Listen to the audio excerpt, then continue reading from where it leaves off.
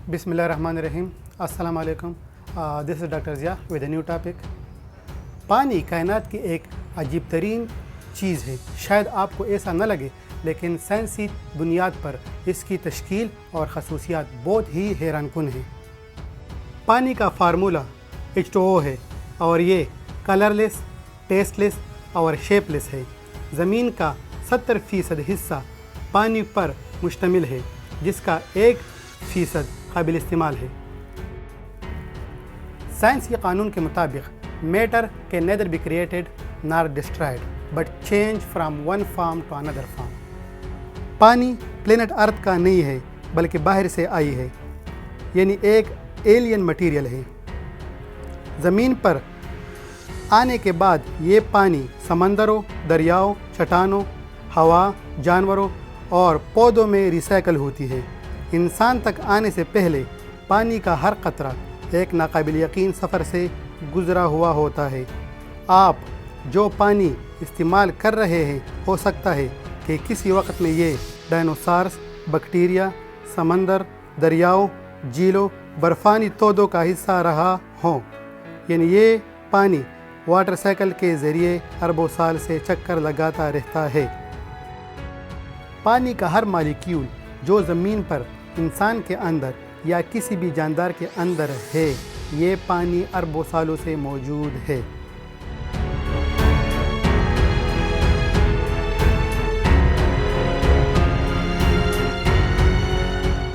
पानी की तख्लीक किस तरह हुई है, इसके लिए कायनात की तख्लीक की तरफ देखना होगा।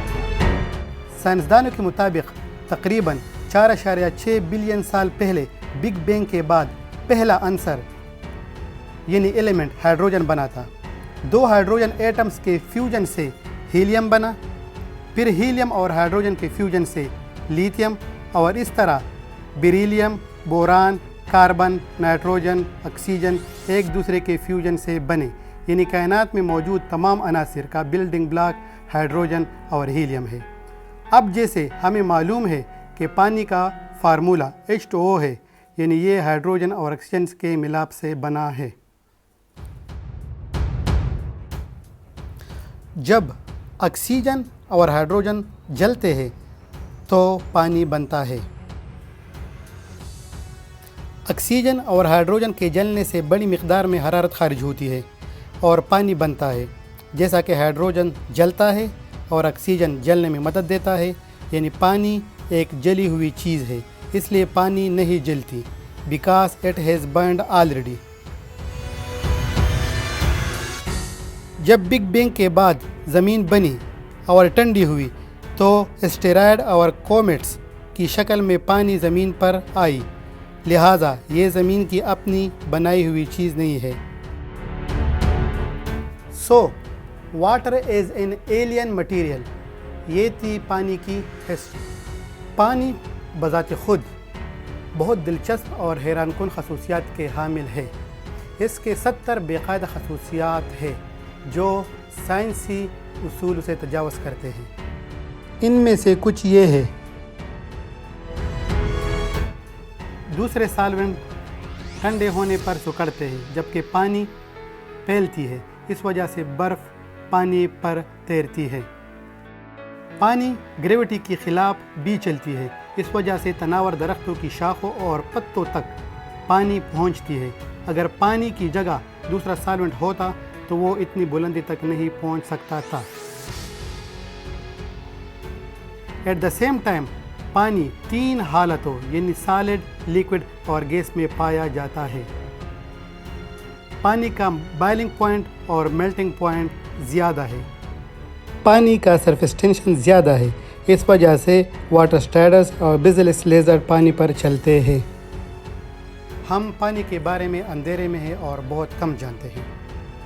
लोग समझते हैं कि पानी का मालिक्यूल एक सादा मालिक्यूल है, यानी एक ऑक्सीजन और 2 हाइड्रोजन से बना है, लिहाजा इसके बारे में सब पता होगा। हम पानी के फ़िज़िकल और केमिकल प्रॉपर्टीज़ के बारे में जानते हैं, जबकि इसके सोशल बिहेवियर से ना आशना है। एक जापानी साइंसदान प्रोफेसर डॉक्टर मसारू इमोतो ने पानी के सोशल बिहेवियर के बारे में तजुर्बात किए और واٹر میموری کو ثابت کیا، یعنی پانی اپنے ارد گرد رونما ہونے والے تمام واقعات لمحوں کو یاد رکھتا ہے۔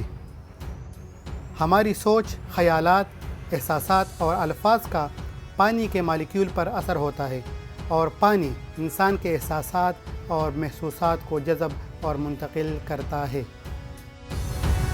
پروفیسر ڈاکٹر ایموتو نے پانی کو مختلف احساسات، خیالات، الفاظ، تصاویر اور موسیقی کے قریب رکھا، اور پانی کو اس عمل کے بعد فریز کر کے مائکروسکوپ میں دیکھا۔ پازیٹیو احساسات، خیالات، الفاظ، تصاویر اور موسیقی سے خوبصورت اور چمکدار کرسٹل بنے، جبکہ نگیٹیو احساسات، خیالات، الفاظ، تصاویر اور موسیقی سے بدنما اور بگڑے ہوئے کرسٹل بنے۔ حتیٰ کہ عبادت کا پانی کے مالیکیول پر اثر کا بھی تجربہ کیا، اور حیران کن نتائج سامنے آئے۔ انہوں نے پانی کو I love you and I hate you کہا، اور اس دونوں کے کرسٹل کا مطالعہ کیا۔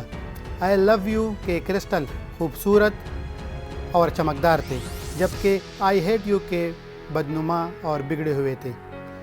دوسرے تجربے میں thank you اور you fool کے بھی یہی نتائج تھے۔ سائنسی تحقیق کے مطابق ہر چیز کی وائبریشن ہوتی ہے، یعنی پانی کے مالیکیولز مسلسل وائبریشن میں رہتے ہیں۔ اس وجہ سے آواز، تصویر، خیالات اور عبادت کے وائبریشن سے متاثر ہوتی ہے۔ اس کے علاوہ ڈاکٹر ایموتو نے زمزم پانی کو بھی انالائز کیا، تو حیرانگی ہوئی کہ دو کرسٹل نہایت خوبصورتی سے ایک دوسرے کے ساتھ اٹیچ تھے، کیونکہ زمزم دو الفاظ سے بنا ہے، یعنی زم اور زم۔ انہوں نے زمزم پر بہت تجربات کیے اور معلوم کیا کہ زمزم پانی کا ایک قطرہ عام پانی کے 1000 قطروں میں ڈالا جائے تو تمام پانی کی خصوصیت زمزم کی طرح ہو جاتی ہے۔ اس کے علاوہ زمزم پانی میں ایسی خصوصیات موجود ہیں جو زمین کے کسی پانی میں نہیں ہے۔ ہم پانی کو جو کہتے ہیں، یعنی جو وائبریشن دیتے ہیں، وہ اپنے اندر سیو کرتی ہے، یعنی پانی یادداشت رکھتی ہے۔ اس عمل پر فرانس کا ایک سائنسدان پروفیسر مونتنیر، جس نے 2014 میں نوبل پرائز بھی جیتا ہے، تجربات کر رہا ہے۔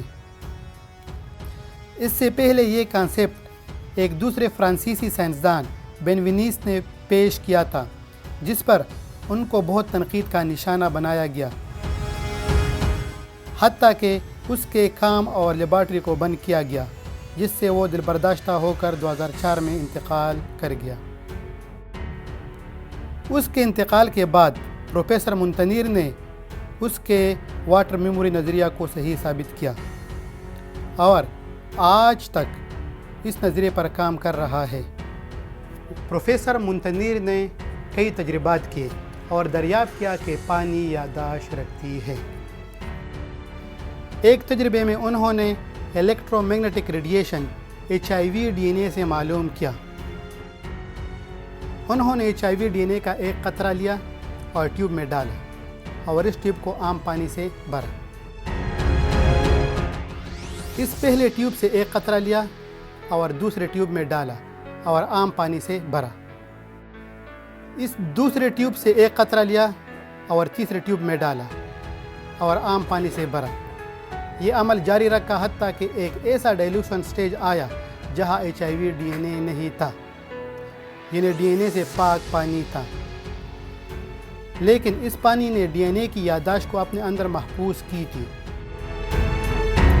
جب ہائی ڈائلیوٹڈ پانی میں نیوکلیوٹائڈ ڈالے گئے تو پانی نے ایگزیکٹلی سیم DNA بنا ڈالی، یعنی وہ یادداشت پانی میں موجود تھی۔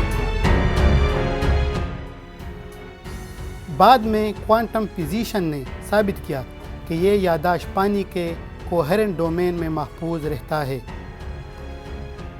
اس دریافت کا میڈیسن پر بڑا اثر ہوگا، یعنی مستقبل میں لوگ پانی سے مختلف بیماریوں کا علاج کریں گے۔ جراثیم جو بیماری کا باعث بنتا ہے کے لیے ایسی فریکوینسی کی ضرورت ہوگی جو ان کو ختم کر سکے۔ یہ فریکوینسی پانی کو منتقل کی جائے گی اور پھر وہ فریکوینسی پانی کی یادداشت میں چلی جائے گی۔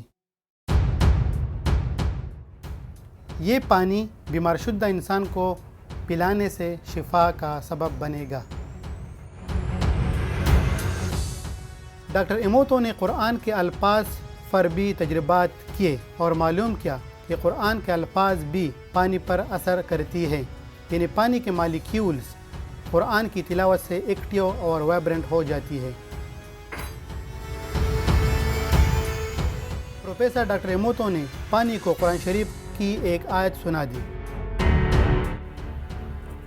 انہوں نے نوٹ کیا کہ پانی کے مالیکیولز بہت خوبصورت کرسٹل بناتی ہے۔ جیسا کہ ہمارا جسم 70% پانی پر مشتمل ہے، لہٰذا جب ہم کسی کے لیے اچھا یا برا سوچتے ہیں تو مالیکیول وہ وائبریشن جذب کرتی ہے جس سے ہمارے اوپر اثر پڑتا ہے۔